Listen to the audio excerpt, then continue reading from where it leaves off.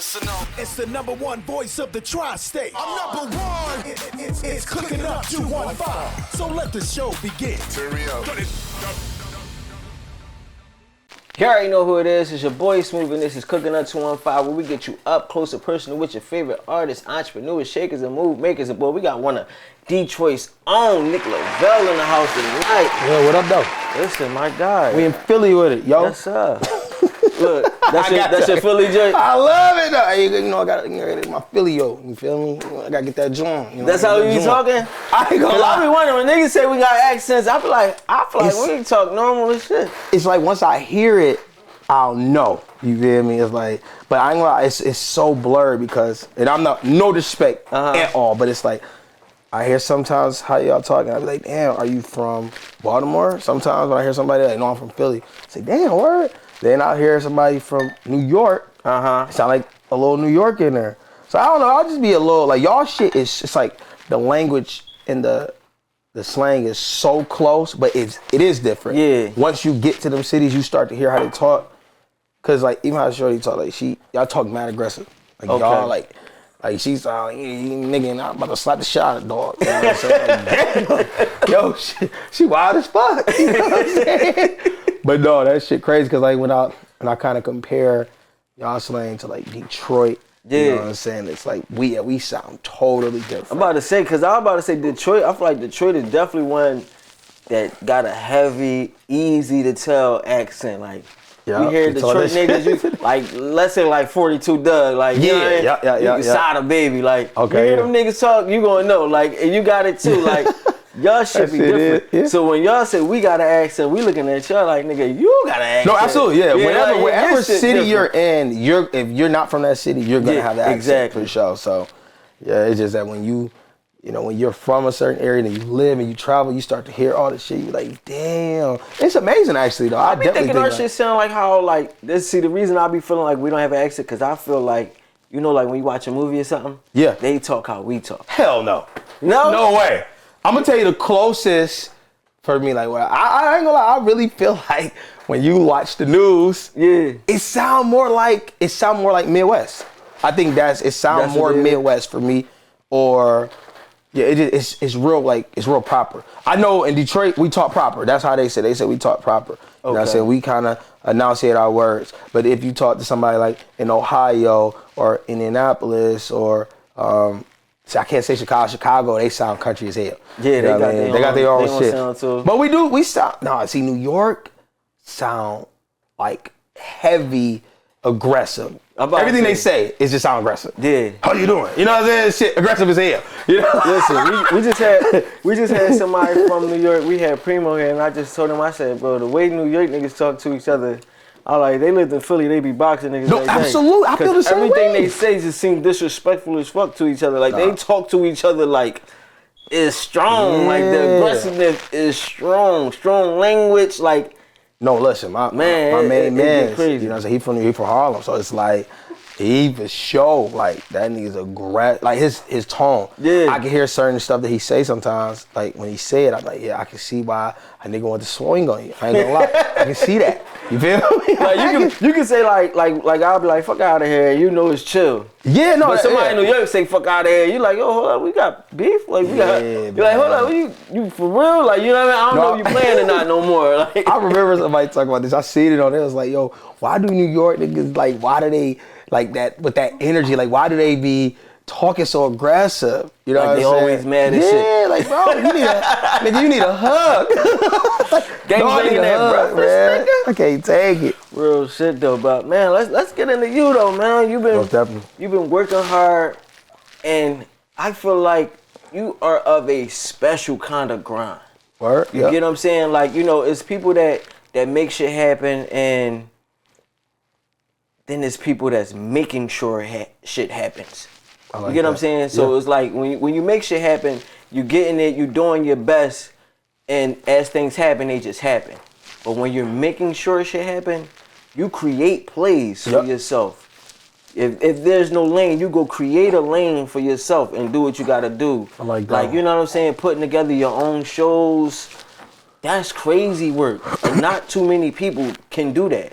And I don't know why people don't do it. I always pose this question to artists because I'm on both sides. I book artists, through my company, and then I am an artist, so I get booked for certain things.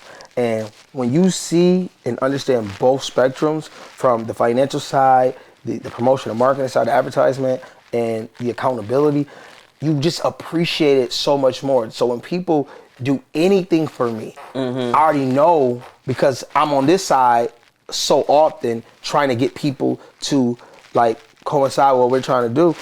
It's like, I get it, I understand what it takes. And I get frustrated sometimes when I do put these events together, when I do have these shows, I have these tours, these festivals, these concerts, and you get artists who act like prima donnas, So you get artists who act like assholes. We cuss? Yeah, we good. Grown ass men. I'm just making sure. YouTube, you want some shit for the kids. But it's like, I get frustrated because we are spending our hard-earned money, right? We're not just trying to give niggas bread. When somebody book you, no one's just giving you fucking money. They're giving it because they believe in what you do, and they believe that with our marketing, our promotion, your support, your act, your following, and all the semantics that goes into this, we should have a successful show. But when you don't do your part as an artist, artists think that, I only supposed to perform.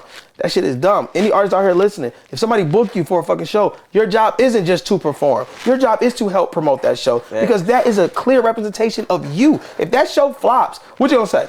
All right, you can say, as long as I got my back in, but it's deeper than the money. You want longevity in this shit. You want people to look at you and say, you know what, I booked Dog in Philly and we sold out, so I'm about to take his ass to Pittsburgh, or I'm about to take his ass to Cleveland, or I'm gonna take him to New York or Connecticut, wherever you feel that you have a relationship with other promoters in a market. It's so imperative for artists to understand the grind that goes into this shit. Right. But I think what happens is they get lost. You get the opportunity, and some people are just fortunate. You get a big record. Sometimes the moment it happens so fast, you don't have time to do artist development. You don't have time to be humble anymore, because now you're the hottest shit in the game. Right. We just had this issue with Bossman D-Lo, and I'm only speaking on it just to support the conversation that we're talking about. But Bossman D-Lo was supposed to be in Detroit, which he was. He came to Detroit. You know what I mean? I say he drove 26 hours, from Florida to Detroit. The nigga missed his show. Now, once again, I'm only speaking on information that was provided on social media and from the promoter. I know the promoter personally. He's booked me for shows. I know he do good business. You know what I mean? I know D-Lo's management company, they do good business. Okay. So, he ends up not making the show. He comes late, but it's in a contract. And that's why we had these contracts. But shit like that, he blasted the promoter, was talking about how I'm here in Detroit. Y'all can blame the promoter why I ain't come. And unfortunately, it's all right, cool. What happened? Promoters say, dude, we called the nigga. He had a set time. He needed to be here on time. This is the time. He came here after this time. The show has to keep going on. Your slot, you miss your time slot. Right. And unfortunately, that's on you as an artist. And that's why I talk about how artists get so lost in this shit and they don't take this shit like at face value, and they take it for granted, because that's $75,000 that you just missed out on, and you got to give $75,000 back because you breached your contract. Right. You know what I mean? And that's why I be telling artists, like, this shit, it can get wicked. You know what I mean? Because if you run to the wrong nigga, wrong promoter, like, drop your ass. They gonna turn up. You know what I'm saying? Yeah. And that's what you want to avoid that. Shit. Exactly. That's what I said. We spend our hard-earned money. We're not doing this shit just to give it to you. We want to make a profit. We want to be able to sustain and be able to do other events in the future type shit. I think that the one thing that people miss out, artists, period, what they miss out on is that you as an artist is like artist/business. There you go. It's a business. So it's like anytime you're doing anything with anybody else, they're a business. You here right now, we're a business. Absolutely. We want to do good business. Yep. We're going to treat you right. We expect you to treat us right. When I post something, I'm expecting you to back it as much as I'm going to back it. So then that way we maximize together. There you go. Get what I'm saying? So now people get to see the business on both ends is great business. Yeah, people just selfish, dude. Man, it's like, I don't even know if it's just selfish, but it's like you said, people get lost or they just don't understand the value of the other end. They think that they just bring all the value. Boom. That's a good one. You know what I'm saying? Yeah, that's they a don't good recognize that there's value to be gained on the other side. So it's like, even though you might be doing 10 shows this month, right? But if you maximize every single show, you killed every single show. They're gonna talk about how you killed every single show. Hit the blogs. You know promoters what I'm saying? on talk. Promoters talk too. That's another thing. Promoters talk. So you know. But I like what you said. You want to take it up to another level. And the part of the value, I love that because we do. You know what I'm saying? Even we all get lost in this whole value thing with artists. You know what I'm saying? With companies, with promoters and shit like that. But it's a two-way street. You know what I'm saying? And it's definitely open for, you know what I'm saying, a conversation. And I think someone needs to like have a conversation with artists. Why do y'all do this? So what is your, because I had an artist tell me, we don't do posts on our page. We don't post on our main page. I'm like, what are we doing? Why are you doing this? What are you fucking, why are you fucking doing? Like, what are you doing this shit for? We don't post on your main page. We don't do drops. I said, yo, I don't know how the fuck you even survive. I don't think you're gonna make it next year. How you even making money out of this? How? You know what I mean? It's simple shit that don't cost you any money. It's like the simple, smallest shit. Artists, don't post your flyer for your show until the day of. Like, motherfucker, we done already canceled this bitch. We lost all the money fucking with you. They didn't think you was coming.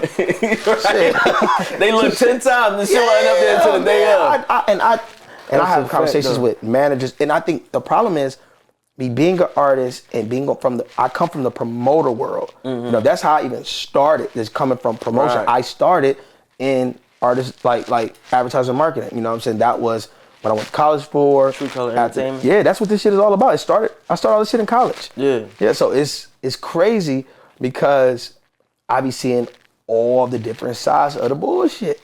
I think it's great though. I think that's what people need. Like maybe that's what's needed. Like, but people gotta understand and see both sides. I think I intimidate that shit. I scare labels. Yeah. I scare independent labels. I scare companies because they fear knowledge. They fear knowing that an individual that is talented can't fall for the bullshit that they are going to run on them. They prey on the artists that don't know their value, don't know their worth. Yeah, I got a hot record, but guess what? You're poor. You want money, and guess what? I could throw any amount of money at you. You're gonna take it because you don't have shit. You know what I mean? So you don't have no other way to get this record out to the masses. See, us, the labels or the independent label, we know the connections. We got a couple dollars, and we just get your family a little crib, buy you, get you a car, get you a chain. Now you happy as fuck, and it's easy to manipulate. You do whatever we actually exactly. do. You feel me? Nah, that's a fact. And also, it's this thing too that I feel like what we ran into, whereas though, like after having conversations with certain, different labels and organizations, whereas though sometimes you can be so situated that they think you're in a situation. Oh, I did see something about your that. Shit's so good, it's like somebody has to be. You know what I mean? He has to be represented by somebody. Like, yeah, exactly. I get that all the time. So when you say you're outside, they're like, damn, you're not? It's almost like a shocker. Because like, so you've been doing all this how? You get what I'm saying? So when they looking and they seeing what you're doing. It's like, I'm talking shit. I'm lying. Hell no. Fans be watching. Hell no. I'm lying like a motherfucker. They see that shit.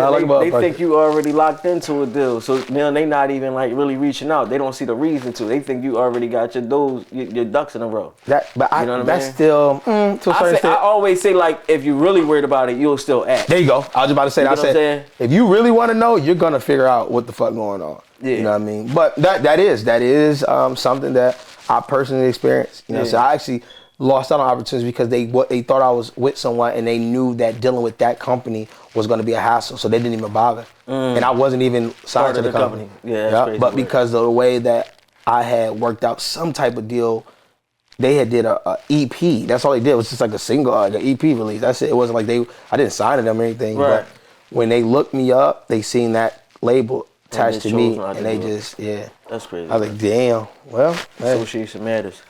But that's huge. So college, you started throwing parties, and were you doing shows too? Not early on. Everything was just parties. The goal was, shit, nigga, I just wanted to make some money. Yeah. We already was throwing house parties, so we was like, how do we translate this? And when I say we, it's like me and a few other guys. They're not no longer a company, but they're like still my friends and shit. But I had a vision. This was something that I always envisioned was entertainment. It never was to rap. It was never to do music. And I can be, honest about that. This was never a fucking goal. That's crazy. It was just, I didn't want to work for anybody else. I always wanted to put myself in a position where not necessarily say I was in control, but I am in control of my potential earning. You know what I'm saying? I don't want no one to cap me out. You know, I want to, even if I make $100 this month, I can make $100,000 next month. I was solely in control of that. And that was the whole mindset. Doing events were the first things that I can, you know, try. And if I failed, it wouldn't be hard to pivot. But my first party I ever threw, I made $10,000 at 21. You know, in college, $10,000. I mean, that's fucking $1,000 is a lot of money. Yeah. You know what I mean? I'm talking 10 years ago. You know what I mean? So I'm like, hell yeah, a good joint. Yeah. So I'm like, that shit was, it was amazing. And from that moment, I kept going. And what I would do is, I was doing singing videos in my apartment, just singing videos on, like, and I'm so mad that how social media has grown so much. I was doing all this shit before. Like I was posting videos on Facebook, but I wasn't dropping on YouTube. And that's why, like, fuck, I wish I would have did all of this. I would have built my... Yeah. We don't know. We didn't know it was going to turn into this shit. Oh, we didn't know. No one had, like... Right. But I've always been social media savvy. I've always been on all the new... When Twitter came, I was real popular on Twitter. Instagram dropped, I just kept building. Like, this is like my 5th Instagram page. So, if I would have took my original Instagram page and grew that for up to where I'm now, I probably would have been popping shit even more. Because there was a lot of people that was following me. But yeah, from the college parties... That shit led to me doing the singing videos. I was scamming back in the day. So one of my homies that was like really big on the scamming shit, he dropped a scam song. And I was just thinking in my head, I was like, nigga, who the singer on that bitch? Because I'm like, the nigga sound good. Yeah.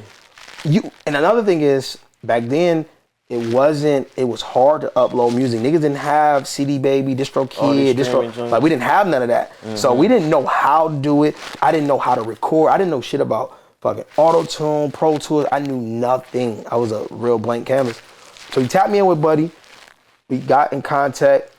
I was driving 2 hours from my college to Detroit, because my college 2 hours from Detroit. Yeah. So I'm driving to Detroit as soon as I get off work on Friday.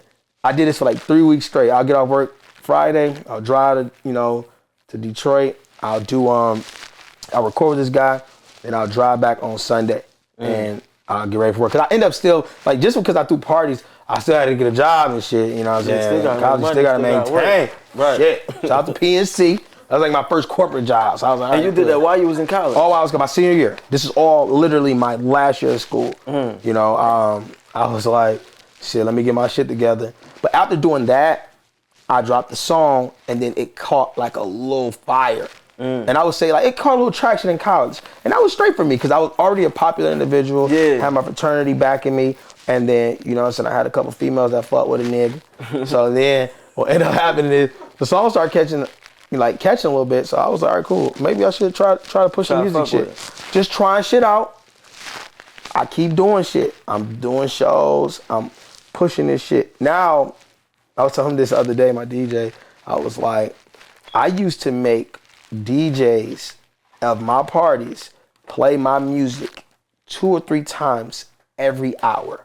Because if I'm paying you, I said, listen, this out of everything, I don't give a fuck what you pay. I don't give a fuck what you play. I mean, the shit that I want you to do, I need you to play this song and this song back to back every hour, twice an hour.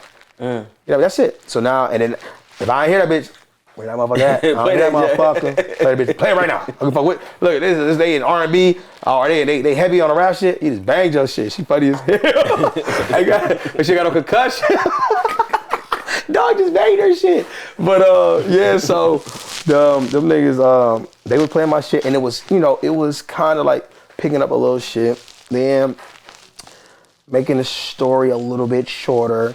I end up coming to Baltimore, coming to, you know, East Coast. You know, I had to come to the East Coast and show them niggas when you did the showcase. Yeah, did the showcase. And this is your senior year too, the showcase. So no, this is, I'm bringing all this shit together here, because I don't want to eat too much of your time up talking about. The showcase earlier in life, or the showcase is around the same time? So beginning of the music. That's when you knew that you wanted to That's do when music. I knew. I was like, that was like, because it's like, I always talk about these checkpoints in my life to understand how the whole music shit got. Yep, there you go. Because like I said, music was never the focal. It was just throw parties, make some money. God damn it, like we doing it for the money. We doing it for the entertainment. We're doing it for building the brand. You know, that's what the original goal was. Then we veered off into music. So okay, we making some music. We getting some, you know, some studio time. We doing some shit with some people, and we just diving in now. Now we just testing the waters.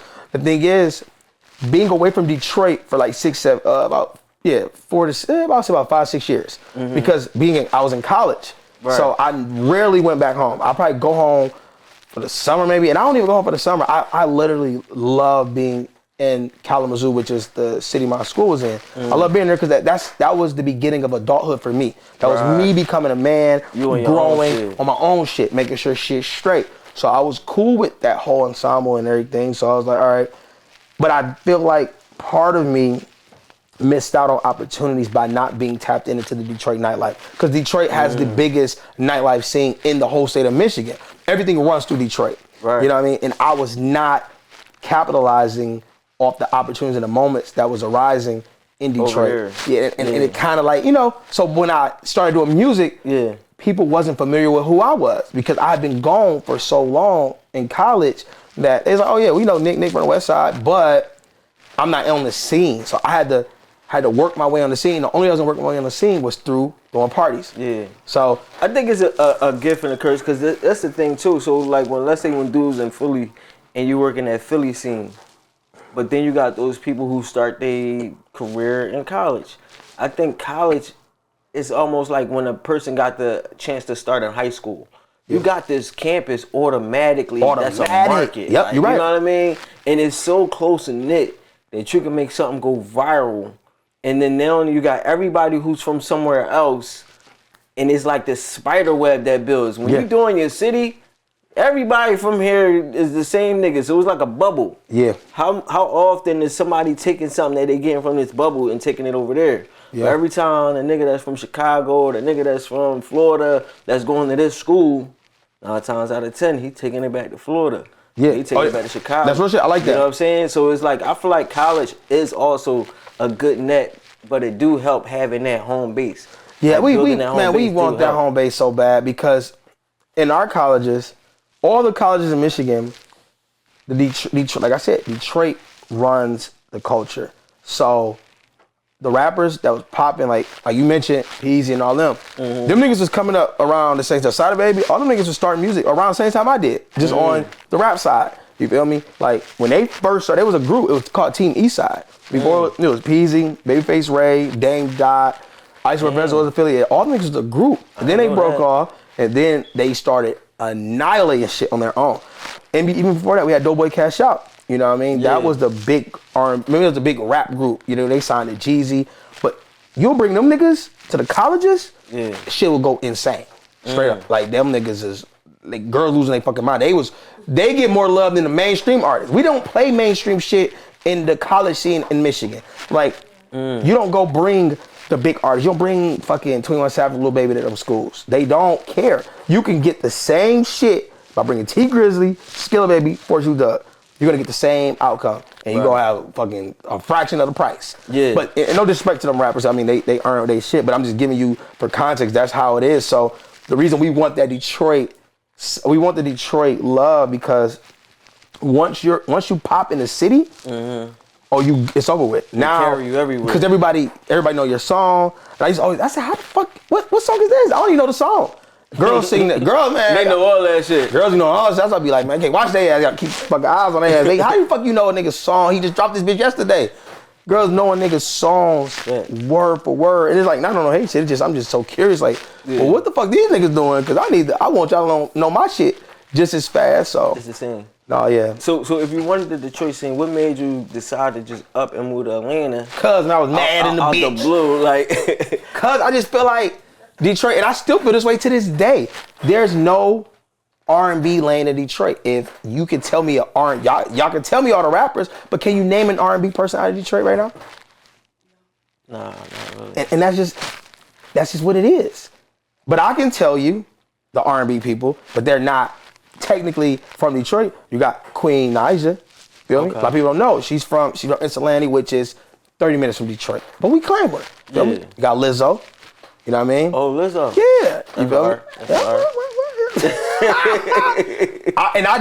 I just know these people personally, and I know, like, you know, their grind. Armand and Trey, there was a YouTube sensation. They're from Detroit, and I just be showing love to everybody, because one thing about me is I embrace the R&B culture in general, but ultimately I embrace the Detroit R&B culture, because it's like there isn't anyone out there fully representing, oh yeah, this person from Detroit. Like, this the R&B nigga out of Detroit, or the R&B female out of Detroit that's popping shit. You know what I mean? You feel like that's you?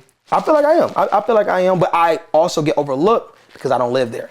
And it's an out of sight, out of mind thing.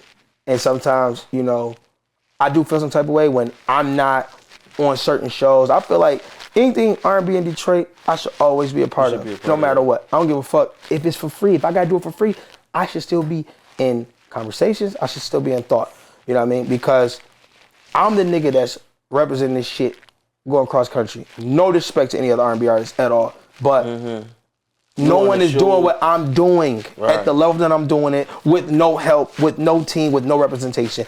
You can't name a nigga. You know what I mean? I'm here in Philly right now.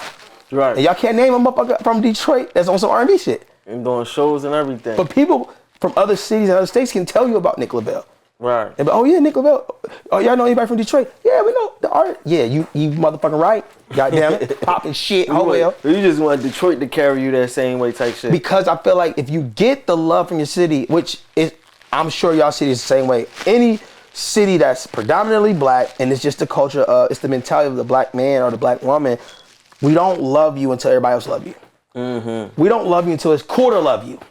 And unfortunately, we have this complex where we can't see you bigger than who you are, because we know who you really is. But it's like who you were. That's not who I am. I'm not the same nigga I was at 18. Right. I'm not the same nigga I was at 21 or 25. I'm not even the same nigga I was at 30. And I'm 33. I'm always growing, my nigga. I'm always elevating. Because my mindset is always, you gotta do better.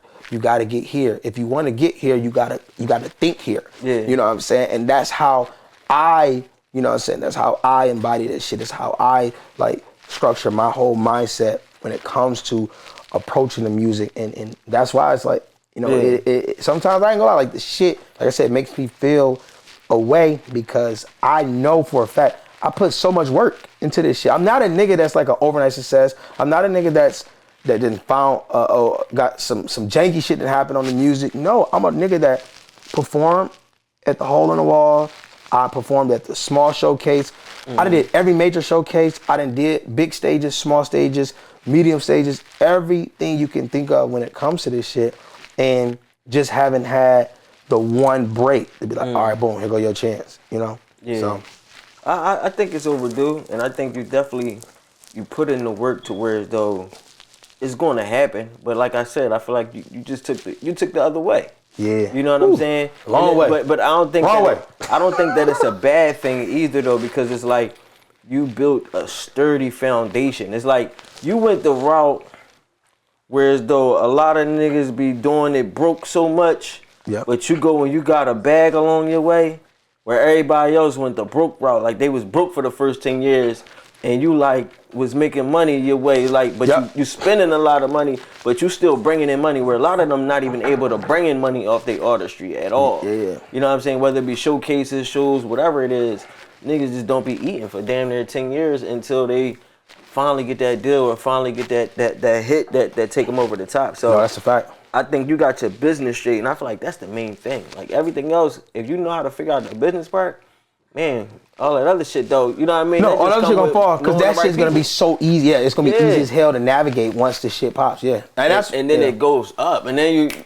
Now clockwork. Now you're a well-oiled machine. Exactly, man.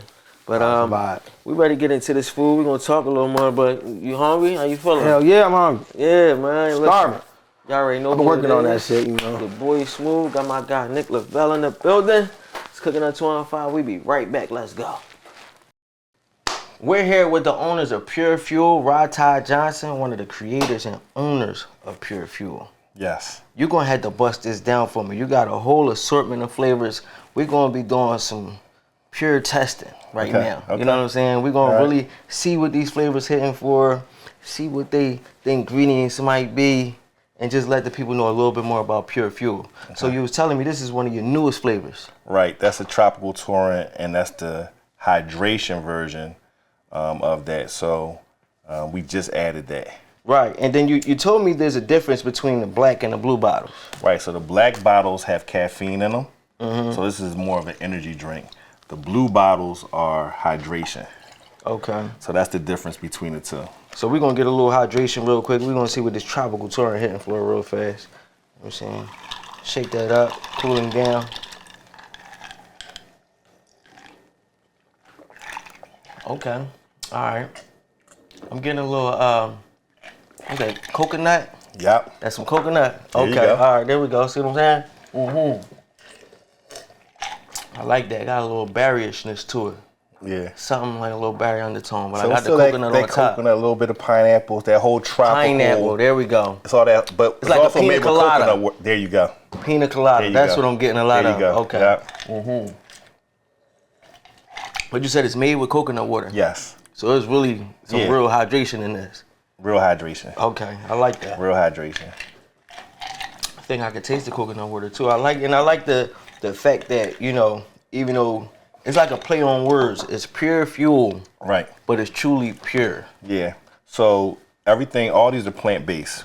Okay. So the whole premise is we have what you call better for you products. So everything is plant-based. So there's zero added sugar. The sweetener that you taste is actually stevia. So there's no sugar, no sucralose or any of those other artificial. Yeah.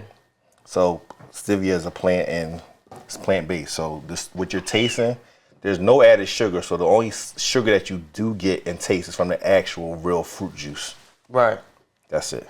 It's as pure as it gets when it comes to hydration and it's just a fuel. better for you drink. It's just that simple. Like, and people are like, there gotta be some sugar. Gotta be. It's nothing added. Yeah. What you taste is really what it's supposed to be. What it is. That's crazy. So which one would you say we go to next? Which one of your favorites? I like lemonade. I just like lemonade. I was looking at the lemonade. I'm a lemonade person. I'm a lemon guy. You heard I was looking for the lemons. Yeah. Cause I'm a lemon dude. They know me. I love putting some lemon juice inside my juice. Yeah. So lemonade is my go-to. Yes, sir. I'm a lemon guy. So let's see what this lemonade hitting for real quick. And get it a little quick pour. There we go.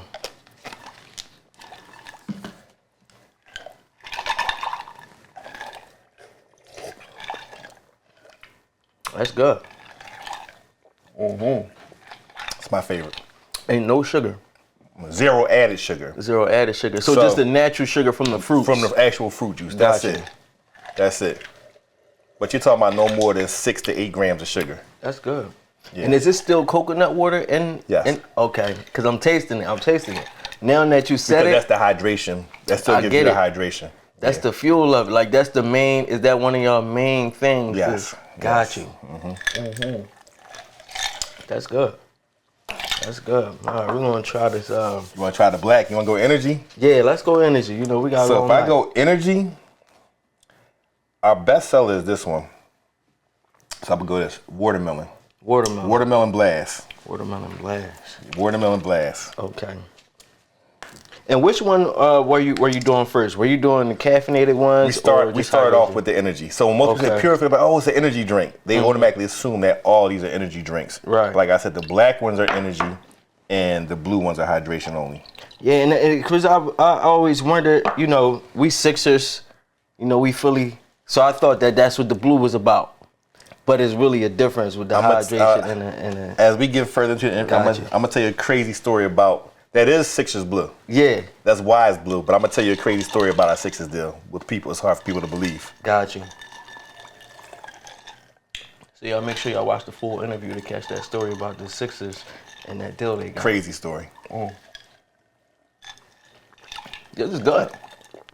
This watermelon is good. And is watermelon what? Watermelon glass. Now this one extra in it. Now this is caffeine. So the caffeine, believe it or not, is from yerba mate and green coffee beans. That's good. So that's where the caffeine, that's where the energy is actually coming from. So normally when people give you an energy drink, the caffeine is synthetic. Right. Once again, we're sitting with the whole plant-based We're being thing. all natural. So no matter where you go with us, it's always gonna be plant-based. Okay. It's always gonna be plant-based. All right. I don't want to run down on them too long. Let's try one more. One more. Which one we gonna go for? I ain't gonna lie to you. My new favorite, depends. It's gonna be this, and that's like a berry blast. The berry blast. You were telling me about this. It's new. It's different. Mm-hmm. I like it. My kids love it. My kids love it. The berry blast. Mm-hmm. Oh, you got, come on, man. You got to get rid of that watermelon. You ain't trying to be all hype off the caffeine. You ain't trying to be too fueled up. There we go. A little hydration for that hydration. Yep. I think it's really good. This is really good.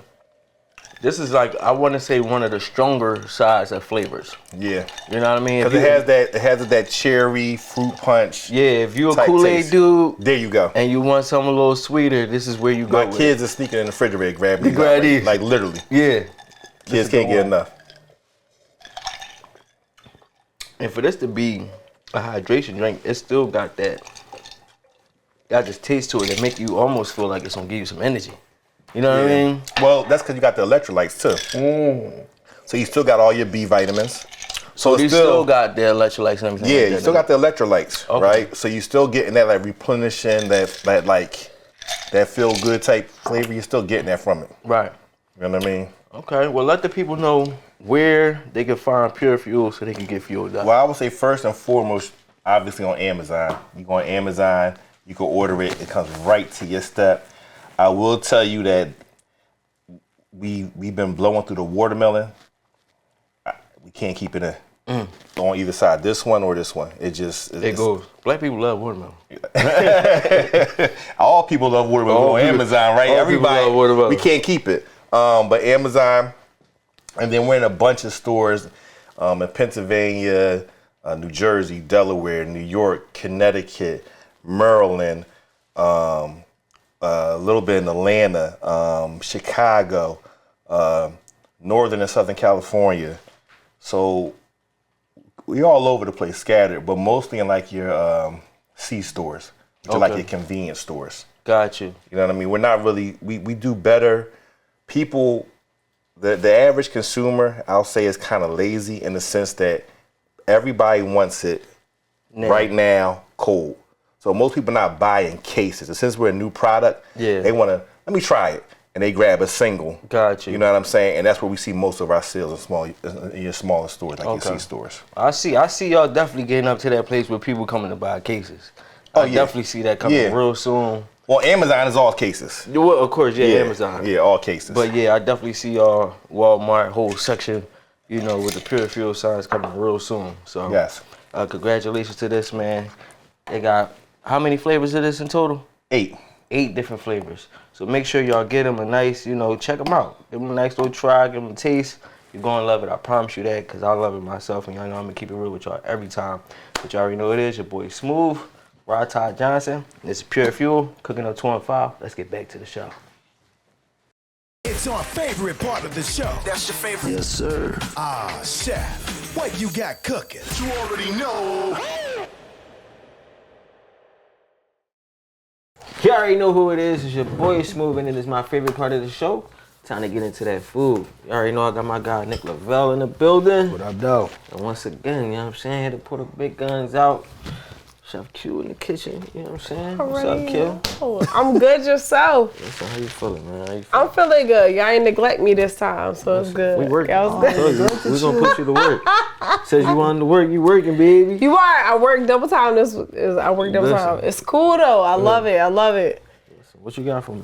All right, y'all. So today, I don't know where y'all at, but where we at, it's like 15 degrees in Philly, okay? So I'm taking it back to Grandma Kitchen.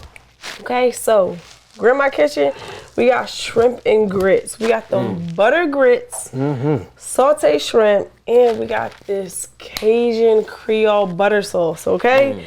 I don't know if y'all can see the color on that, but that's some real color for some real seasoning. I don't know what y'all do, But we ain't use no Zatarans over here, okay? That's Hold right. up. Wait a minute. That's my go-to. He just shitted on a nigga. Damn. I'm just saying. You a real one. You the real one. I'm fake. I'm bougie. But it ain't no Zatarans today. And then on the side piece, we got stuffed jalapenos with chopped cream cheese, shrimp, peppers, and onions. Like This when is I new say, That shit look good as fuck. what I say, that's a bite in its own. That's a bite in its own. Like y'all got the best of both worlds right now. I'm I trying to love tell trying you. some new shit, so I look forward to trying these jalapenos. Cause I ain't never had no shit like that. I ain't a jalapeno nigga. Wait, like, he you look know what I'm saying? though. Hey, shit, I ain't trying no new shit. He sound like an OG. He ain't trying no new shit, but you know this motherfucker. Yeah, we gonna fuck with it today. Oh, that nigga funny as hell. No, We don't fuck definitely. with it, but we gonna fuck Yeah, oh with yeah, it today. Fuck with it. Look, and it ain't extra spicy. It ain't gonna kill your taste buds. I'm gonna tell you that much. It's not gonna kill your taste buds. So you be good. I'm be alright. You be alright. Both you y'all, feeling? you'll How be you alright. They don't starve it. I'll eat that motherfucker if it look crazy anyway. You ready? Shit, I'm from Detroit. So I'm ready. Anything. Listen, you already know this Q. motherfucker I on don't the know how to line. get with you. You know what I'm saying? How to get Y'all this can plate. follow me on Instagram at chefq_cutthroat. If not, come by the Office Lounge, Rising Sun in the Boulevard. 7 days a week, Monday through Sunday. Let's get it. The Boulevard. I told y'all, man. Y'all actually really. did a lot. I had to catch one. Shit. Hey, she Listen, went man, y'all crazy know on what it this is. Your motherfucker. boy Smooth, Nick Lavelle, Chef Q. Let's get back. You already know who it is. It's your boy Smooth, and we right back at it. Still here with my guy Nick Lavelle. Chef Q came through. Listen, man, it's that time. Get that fork, get that spoon. Yeah. I'm definitely excited to see what these grits and this Cajun sauce hitting for. Like, 'cause this Cajun sauce look crazy. I ain't gonna lie, like I'm a I big ain't never grits seen no stuff person like that. too. That's another For thing. real? Yeah, when I go places like, if y'all come to the A, I gotta go to Toaster on Lennox. It's That's your one. gut. Oh yeah, he hip. Yeah, he hip. You gotta go to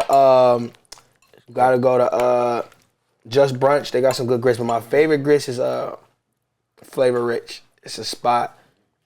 Yeah, that's a little duck. They got two of them now. They got one in Sewanee over there in Gwinnett, and they got one in the city. But the way they make their grits, I always can tell like they got like the extra like white cheese cream with they sometimes cook it with the milk, shit like that. You know, these joints hitting on this sauce. This shit definitely a nice And it touch. tastes just like the motherfuckers. Yeah, this shit hit though. But you know it's crazy. So do y'all do like cream of wheat out Detroit? Like I think. Have you ever heard of cream of wheat? You Yeah, know hell cream yeah, of hell wheat yeah, hell yeah. Do you fuck with cream of wheat? Like do they like? Do you eat it? Do you Nah, eat cream of plain wheat? nigga by itself or nothing. No, absolutely no, hell no. I Cream don't. of wheat? No, I don't. Oh man, Yeah, yeah. I Cream of don't. wheat, where's that? So like cream of wheat is like oatmeal. It just ain't like grits too. So it's like you got cream of wheat, grits, and oatmeal. So you know how niggas eat a bowl of oatmeal when you're young? Mm-hmm. Some niggas eat like a bowl of cream of wheat. Oh yeah, And hell it's like no. you had, you know, grandmas and shit would make grits, but it's like cream of wheat was the kid. Like I want the cream of wheat. I'm a cream of wheat nigga. Like Look, I you like got cream of sugar, wheat? sugar and all that shit. in my Yeah, shit. ain't no sugar in your cream of wheat? Mm-hmm. What about sugar and spaghetti? I ain't putting no sugar in my spaghetti. I ain't doing that. I don't do none of that. I don't even do hot sauce on shit like that. See, I if like you- to try to enjoy the texture of the food, the As it seasons. The is? sauce. Yeah, I want to see. Even with steak, if I, you know, anytime I eat steak, I don't do the A1 sauce. I want to see how it tastes first. If I'm gonna dry, Then then you the put it A1. down. How you want your steak? You want medium? Yeah, I'm Well medium. done? I'm medium, closer to medium well. Though I'm be honest with you, I still be wanting my shit just. Medium well is like probably like my go-to. Well done, Yeah. fuck no. Right. All right, but You need a little I pink. can't do rare. I can't do rare. You need a little pink. Yeah, Little pink in the middle. I like a little pink. little pink in the middle. That's where I'm at with it. But I definitely love a good steak, and I definitely try not to, like you said, alter it or put anything extra. And I want to see what my shit tastes like as is. Yeah, you know gotta what I'm test that saying? motherfucker first. Gotta test the waters. But we gotta see what this motherfucking jalapeno getting for. Oh, shit, I'm scared. You know what I'm saying? I ain't never had one to eat things before. This shit straight. Hold out. Okay. It's spicy too. It's jalapeno. Fuck. Ain't even that spicy to me. I feel it. It's coming. You know what I mean? That shit sound freaky as hell. He can get out of that one. I told y'all, it's 2025, man. I ain't fucking with y'all.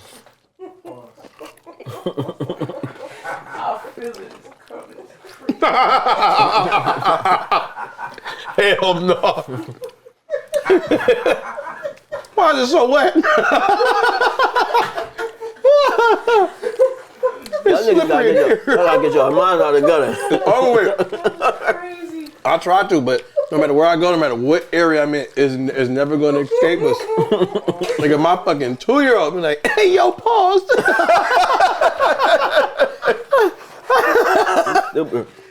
I said, where the hell you learn that at? That shit for real. That bitch going crazy. Hold up. You got a man? What would it, John?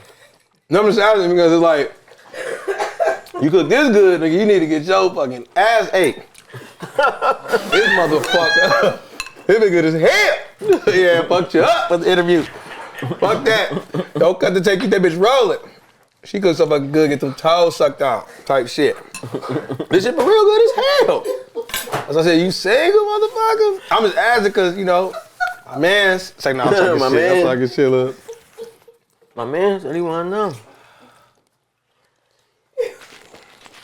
No, this shit good though. This shit hit. Hell Super yeah. hit. That sauce hit different than you thought it was gonna hit. It didn't hit just right. It's not as spicy as Cajun sauce, yeah, it ain't that bad. Yeah, it's just right as hell. Good job. So, you know, since you over here talking all crazy, Yeah, fuck it. talking about toes licked and shit. Used to be a male stripper. Hell yeah. That's some wild shit. That's wild. I don't think no, you know what? I did know a stripper. When I had the lounge and shit, remember I told you I had the lounge? Yep. One of our security guards, he was big as shit too. Reese, my man Reese. Husky as shit. That nigga used to be a stripper. So, yeah, I do. We don't like to refer to it as strippers. Uh, We're male exotic dancers. male exotic dancers. Like, we're selling fantasies. We're selling fantasies, motherfucker. But yeah. The male dancing. I did that back in 2015. That was part of the real hustle because I moved to Atlanta, not knowing shit. Blew through all my money, and car got repossessed. Yeah. I don't like to use the term homeless because I'm always gonna have a home, no matter what. You know what I'm saying? So I didn't have my own home. Personal home. Yeah, but my aunt lived there. Okay. So my dad's sister, so she was there, and she pretty much, you know, opened up her home to me. But shit, she was engaged to an African. He had like 6 kids in that motherfucker. I was like, God damn. Gotta get about this joint. It was bad. It was a really nice home. It was like, shit. It was a townhouse. I was like, nah, I can't do this shit. So I remember going, this was in Sandy Springs. I remember going to a picnic with them, like one of them summer holidays. And we ended up going to the picnic. I met this chick. Chick was cool. She was an older lady, older than I was. I was in my 20s. So I would say she was probably like late 30s, early 40s maybe. So I'm trying to slide on her shit. I'm talking my little shit. She ended up, you know, give me her number. And I think a few days go by. I'm like, shit, let's go out. But I tell her out the gate, I said, listen, I'm fucked up. All right, shit, we can go Keeping somewhere. the bean, yeah. Hell yeah, we can go Don't walk in the expect too park or much. some shit. I don't know, some free shit. But she took me to go get sushi. And I don't eat that shit. It was my first time trying sushi. I was like, oh, hell no, nigga. Damn, I guess this is what you get when you ain't paying for shit. So, I said, fuck it. Eat them up, motherfucker. It's just a free meal, bitch. Goddamn. So now, we popping shit. We going over things. I ain't gonna lie. All I had on my mouth, I was trying to nail her ass. That's all I was trying to fuck. I'm not even on nothing else. I'm just trying to just smack that motherfucker. So, she not even on that with me, which is good because it led to some great things. So she just, we pulled up to this building. She was like, go in there, talk to the owner, tell them, you know, ask for this person. Because she already went to the club. Yeah. So at this time, I'm not going to lie, just me being very transparent, I was afraid of doing the male dancing because the perception, especially in Atlanta with the LGBT community, and this is before it was how it is not. Yeah, exactly. So I was like, I don't want at that time, I just didn't want the association, or, you know, I didn't want that on me at that time. Have nothing against them. I fuck with y'all, so stream the music. So I ended up going in there. I met the dude named Paul, man. He reminded me of one of them old New York mobsters. You know, that's what he looked like. You know what I'm saying? Cool dude. You went through dance? It was some shit like that. No, the nigga did. He hit me. He told me that he said, all right, go get your dancer license, which was like $100 or some shit. I don't even think it was that much. But I had to go to like the damn, you gotta get a dancer's license? A dancer license in Atlanta to dance. That's real. Yeah, hell yeah. For the male dancing side. So I did that. And now this was 2 clubs, which was kind of dope. What you gotta do to get a dancer license? Nothing. Just see your fucking ID, do fingerprint. I think it was some shit like that. They just want to be able to monitor your ass. I'm assuming that's what I'm thinking. I don't even think that shit ever mean anything because I turned it into him. I never seen the shit again. So I just I went, got all that shit. He told me the stuff to bring. He said, you know, bring some shorts. Yeah. He ain't like, because people get people think all type of crazy shit with the. We over wearing up on the already thinking about it. Already thinking about it. No, it's like, not like that. Got the elephant trunk speedo nope, not like that. It's strictly like, acting crazy. Like I ain't gonna lie. It just you really once you get in your groove, you start to bring the clothes that really fit the scene that you're trying to sell. Yeah. So I get in that motherfucker. This shit's so retarded. Some all Queens men shit. Oh, absolutely. That's exactly what it is to a certain extent. Okay. Now they don't have the 4 routines and the 5 routines. Like 2 of the guys that's on Queens Men, I danced with them dudes at some point. For real? Yeah, hell yeah. Get the fuck out of here. They bring from Babyface. Babyface from Detroit too. Get the fuck out of here, Babyface. Yeah, hell yeah. Babyface. That's my dog. That's my nigga, Keith. Yeah. Yo, that's crazy. Him, Bolo, which is he's like one of the most popular male dancers like in the industry in general across the nation. Like he's one of the biggest. Which one is Bolo? Bolo is on the show Midnight. Not Midnight. Doc. I know Midnight too. Doc. That's what. Yeah. So it's Doc. They looking like, damn, nigga, you watch that shit? Yeah, I watch it. Hell yeah, no, I ain't gonna lie. Actually, one of my records was on the show because somebody that knew me, they was like, you know, they was part of the music department and they got one of my slow jams. That's hard. Yeah, that shit was like out of nowhere. That shit was dope. But yeah, dude, getting into the whole groove. I remember my like I guess it was kind of like an audition. They just wanted to see how I was doing, so I had them playing like some Chris Brown shit. That was like what I was. You know, I was like, I'm from Chris Breeze. I'm like, shit, play some of that. I'm on that bitch doing all type of dumbass shit. All this thinking like that's what I need. I'm thinking this audition. Dog put me to the side. Said, nigga, listen, let me tell you something. This is a male strip club, motherfucker. This ain't the Jabberwockies. This ain't no damn X Factor. Sit your dumb ass down, all right? I need you to seduce these women. They gonna be scared as fuck if you up there. I was dancing hard as hell because I'm thinking like, I don't know shit about male dancing. Yeah. I didn't even know, and then other dancers was like, I'm gonna show you, like they showed me their dances like, yo, this is what we mean because when you're on that stage, it's the art of seduction. You want to seduce these women. You want to get them to spend money. You don't pick the records that's high energy. You pick the slow records to get them in a vibe. But you also gotta have a balance too. So we have different segments. So they make us pick songs based on BPMs when they're in that segment throughout the night. You know, so you have the segment where we probably hit the stage maybe 2 or 3 times. And it's a regular stage with a big ass stage with a mirror behind us. Ain't no pause or nothing. You know, just regular. We dancing, and some steps. So you got girls coming up to the stage, throwing cheese, woo woo. And just being honest, like Paul was such a good manager for the whole squad because he wanted to protect us. So if men come in, he'll make the men sit at the bar. Like the men couldn't tip us, they couldn't do nothing because he just respected the boundaries and shit like that. But the club was 2 clubs. It was a female strip club on the other side. Shit was lit. I ain't gonna lie, that shit was dope as fuck. I ain't gonna cap. It's a movie, right? Oh shit. Let me know if this shit was in the movie though.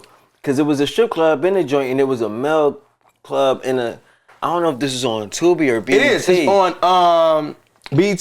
That new shit just came out. Yeah. It's a new movie. Where they like be beating a girl up, she get her ass done or something like that. I seen that BBL one. joint. Yeah, that's the one. That's the one. And the club, so they had the club with both sides. I just seen that. It wasn't like that though, but I seen that. This actually was a club where it literally was separated. So when you come in, you can go this way and it'll take you to this female side, and it's literally it's like it's a whole new club. You wouldn't even know that another club existed. Then you'll go to the male side and then you'll see that, and you'll not even know that a female side exists. Right. So those days was some great days. I only danced for like 6 months in the club, and then I started building like my own relationships outside, doing like private shows and shit like that. But what I love about the strip shit was it was a way to get a bag. You know what I mean? My first weekend. Now I know this ain't compared to women, because women make fucking buku money on the strip club side. Right. I only made like $380 the first night, and then like $520. I just remember it was somewhere between like bad though. Nigga, fuck yeah, hell yeah. Yeah, I think this is the thing. This is how I broke it all the way down. I'm around women 2 days straight. Like, I ain't gotta go on Instagram. I ain't gotta find those. I'm right in the club with these motherfuckers. You feel me? And I'm saving money because I ain't spending shit. They buy me drinks, get me fucked up. You know what I'm saying? So it's like I'm getting taking advantage. Man, I'm fucking shit in the club. I'm at home in this bitch. So that's why I'm like, this is really a match made in heaven for a nigga like me. Yeah. And then I put the icing on the fucking cake. I was spinning my music in the clubs. So I'm playing my music, dancing to my own shit. Yeah. Fucking the hoes. You know what I mean? And making money at the same time. It was on some pimp shit, really. Some Detroit player type shit. Absolutely. But it's like, you know, like any other thing, all good things come to an end. The money starts slowing up. Niggas was in that bitch getting jealous too. That was another thing. It was like, damn. And it's like, it's so funny because you hear about the shit with women, but you see niggas, because it's not my fault. Like, you know, a chick, she may come for this guy, but she see a nigga like me. Oh shit, all right, I may want to give him. Yeah, I want to see what, you know what I'm saying? And that's kind of how some of this shit was. And I started seeing like, it was other niggas getting into it. It was all type of shit. But it was such a great experience because it taught me how to have crowd control with women. A lot of the shit that I do now on the stage comes and stems from those days. If you can get on stage in front of 100 women, ass naked with your dick out, I have no fucking fear to get on stage in front of thousands of people with my shirt on and clothes on. You know what I mean? It just boosts your confidence. It instills like a different type of like level for you when it comes to the performance side. And then you learn from other dancers to see what things they do that the women are craving, and you just incorporate that shit. Because now when I sing and do music, you're not coming to see the shit that I'm doing. No one's doing what I'm doing. So now bringing girls on stage or going in the crowd or picking girls up one fucking hand, that shit is next level to a blind audience. You know what I mean? They don't know your back, and they also don't know your background. Exactly. So they don't know how like a pro you are at this shit. No, absolutely. You know what I'm saying? So you getting in there, back flips, all type of shit. Like they don't expect it. So all this shit works. It works. And then I even, you know, because I was able to make that money, I was able to save. I was doing this shit, and I ended up finding a job. I was working for Comcast, so I'll work during the week, Monday through Friday, a regular job, 9 to 5. Boom, make my little checks there. Then I'll go dance from Friday and Saturday, have Sundays off. So I was cool. And you're only doing 2 days a week. And I'm not really going. Yeah. Cause I'm off during the day, but after I work, I'll probably take a nap, go to the club by like 9 or 10.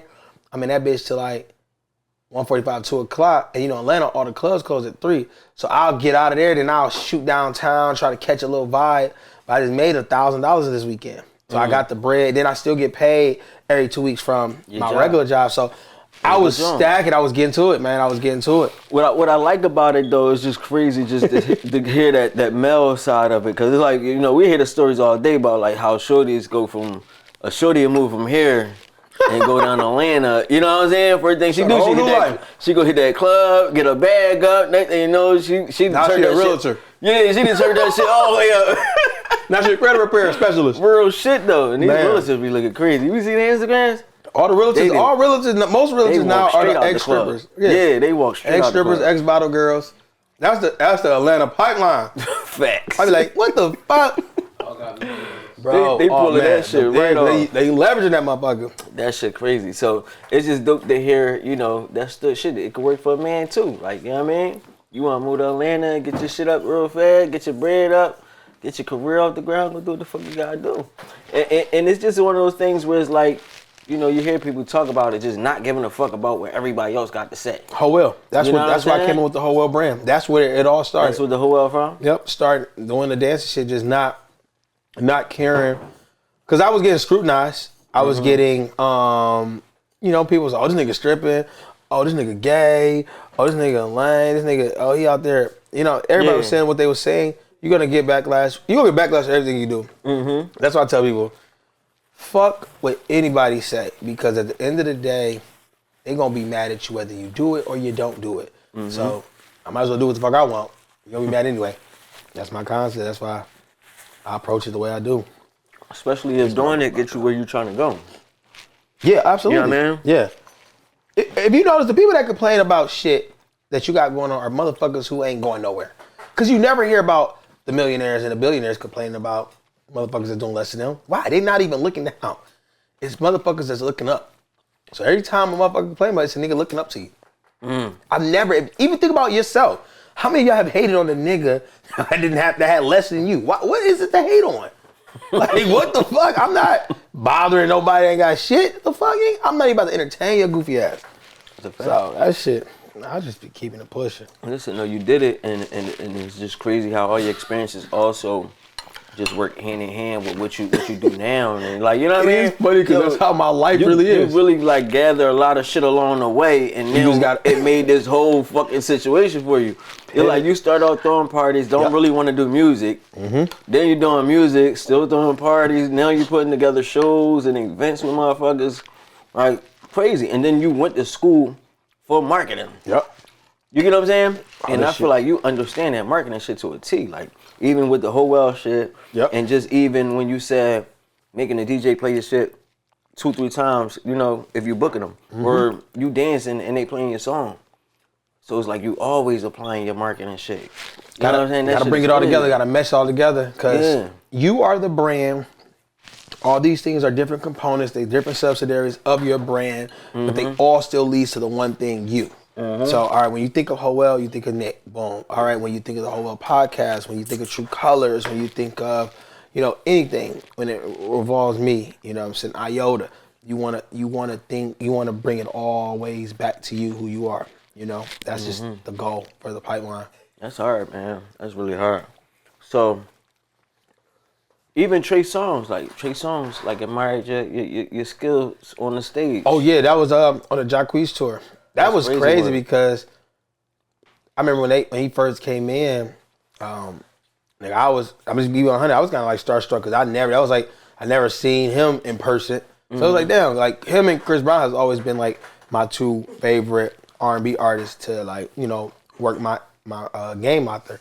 And when Trey walked in, I think they was giving him issues, but he finally made it in. So that show, I was already this was my show already planned, and I was gonna do my thing regardless. But I remember getting on the stage and I'm doing my shit, and the girls going crazy and all the good shit going on. And once again, I didn't know Trey was even watching me. I just was literally just putting on the show, doing the Nick Lavelle experience type shit. But I had brought the girl on stage. I did the little whole shift, the chair, the backflip. I just was going ape shit. But I just remember looking to my left and seeing BG, which was Jacques' DJ. And he's yelling at me, but I thought I did something wrong. I was like, what the fuck going on? Like, what the fuck? Am I going over time? You know what I mean? He like, no, nigga, kill that shit, nigga. Go crazy. Like he hyping me up. So seeing that, I'm like, oh, this shit going crazy. All right, you got me. All right, nigga, was about to be on the floor. I just started turning up even more. And then so I got off the stage and I got backstage. The nigga Trey said, hey, come here, let me holler. And I was like, oh, what up, though? We tapped in. What up, though? Hey, how the kids? You know what I'm saying? But it was such a surreal moment for me because it's like, damn, I don't have, like, even at that moment, I hadn't even had Jacques pull me aside, like, hey, bro, yeah, you killed that shit, you did your thing. He actually did that night, too, as well, which is kind of ironic. I have a video of that, too, but at that time, the Trey Songz shit was so huge because it was like, nigga, this Trey Songz. Like, nigga, what the fuck? Like, that's what's up. Like, this a nigga that niggas really, everybody fuck with dog. So, you know what I mean? This before all the bullshit. Trey. Yeah. Yeah.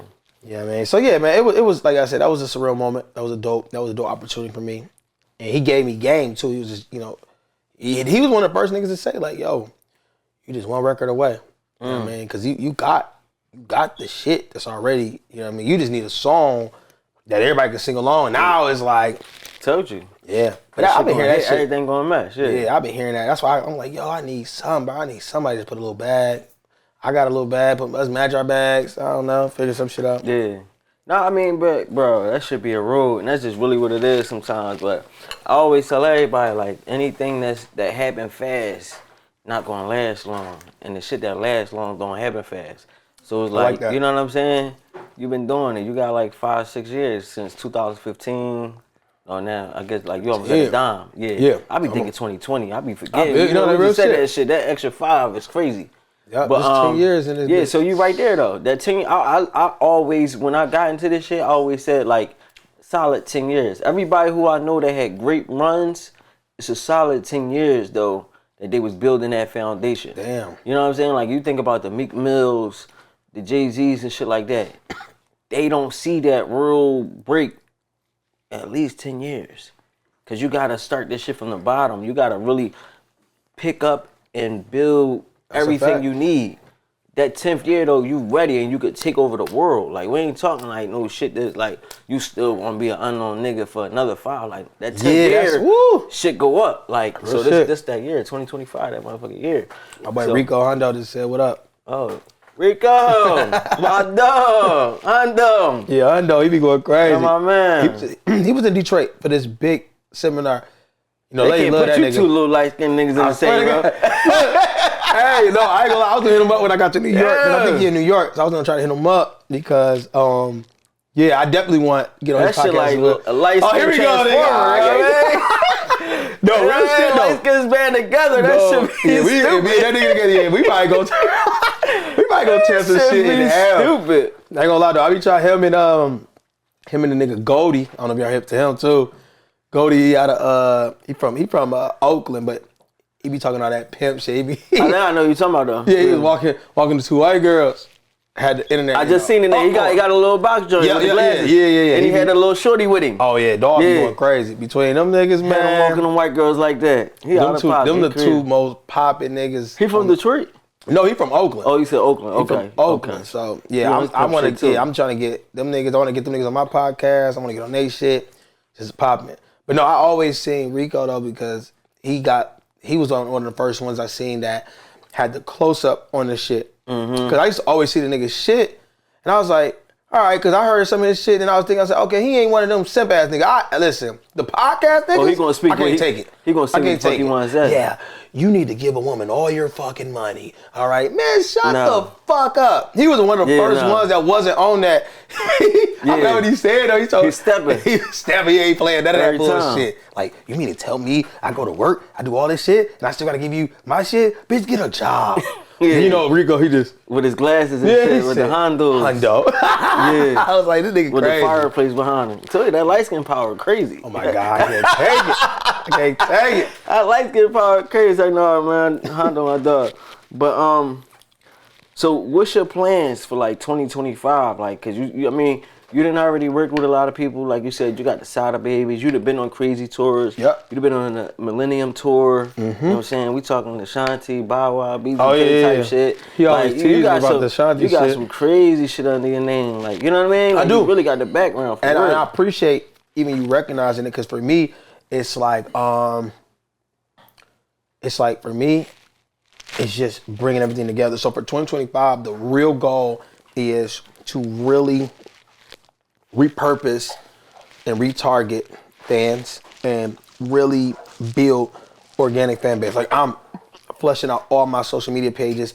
I want to remove any shit that, bots, fake followers. I don't want it. You know what I'm saying? I don't want no fake streams. I don't want to look cool.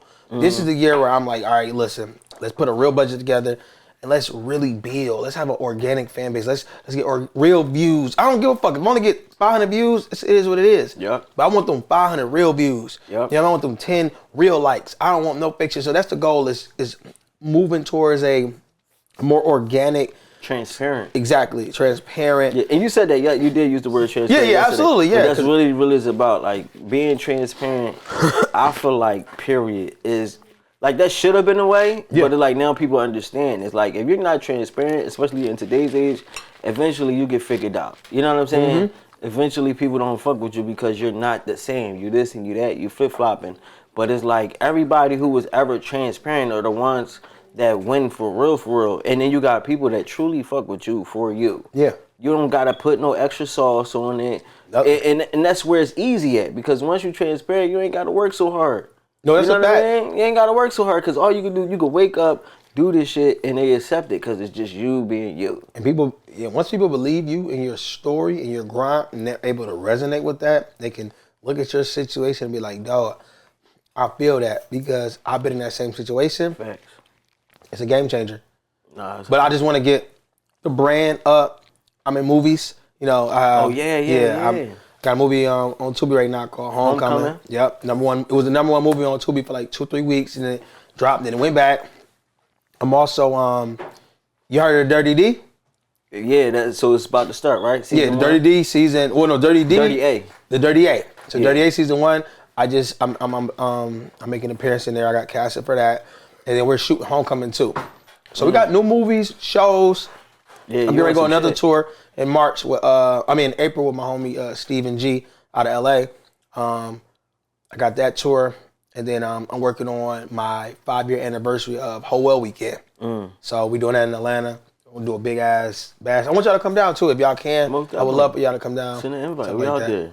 Yep. Turn up. So, yeah. You got some shit though. Yep, new music, and everything. You kill them across the board, bro. Like I told you. You make it hard because you doing some, you acting, singing. You know what I'm saying? You doing some shit. You doing your own shows. A motherfucker gonna look from the outside and think that you got this shit figured out. You know what I mean? Yeah. They're like, ain't too much y'all can do for this nigga. Like, he got this shit sewed up like a sweater. Man. So it get a little deeper, but man, I'm excited to see what you do, bro. If you done did so much with so little, it's like, imagine what you do with a lot. You know what I mean? I be trying to tell niggas, like, man, you give me this. I made this from dirt. Yeah.